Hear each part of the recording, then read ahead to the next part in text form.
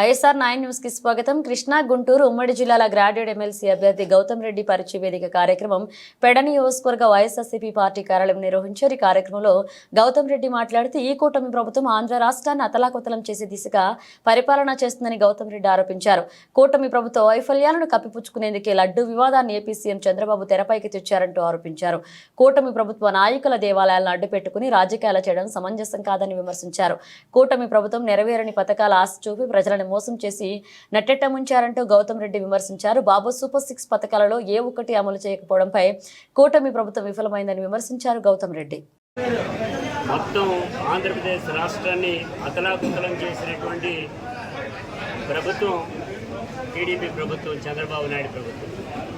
దీన్ని వాళ్ళ వైఫల్యాన్ని కప్పిపుచ్చుకోవడానికి లడ్డూ తెర మీద తెచ్చారు, డిక్లరేషన్ తెర మీద తెచ్చారు, నడ్డి విరిగేటట్టుగా సుప్రీంకోర్టు ఆర్డర్లు ఇవ్వడం జరిగింది. ఎవటో చెప్తున్నా, రాజకీయ నాయకులు ఈ రకంగా దేవాలయాలపైన అడ్డు పెట్టుకుని రాజకీయాలు చేయడం సరైనది కాదు. దీనికి తోడు ఏదైతే సుప్రీంకోర్టు స్పష్టంగా క్లియర్గా డైరెక్ట్గా ఒక కమిటీ వేసిందో దాన్ని వైఎస్ఆర్ కాంగ్రెస్ పార్టీగా మేము స్వాగతిస్తున్నాం. ముఖ్యంగా ఆ కమిటీకి సంబంధించినటువంటి ఇండిపెండెంట్ బాడీ అనేటువంటిది ఏర్పాటు చేయటం వల్ల నిగ్గు తేలుతుంది.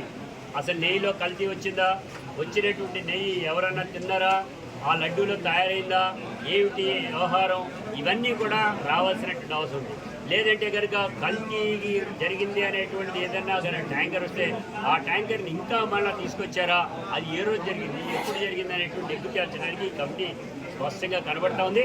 అందుకే చెప్తున్న రాజకీయ నాయకులు అత్యంత ఉత్సాహం చూపించి దేవుడితో చెలగాట పడితే ఈ రకమైనటువంటి చర్యలు తప్పవలన చంద్రబాబు నాయుడికి ఇది చెప్పబెట్టలాంటి దాన్ని కూడా తెలియజేస్తుంది. ఇవాళ ఈ ప్రభుత్వంలో పూర్తి స్థాయిలో వైఫల్యం చెందింది.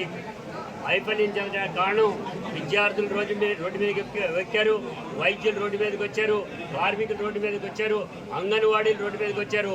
వరద బాధితులు సైతం చూస్తే ఆ కలెక్టర్ ఆఫీసుల చుట్టూ ముట్టడి చేసి మాకు కావాలని అంటున్నారు.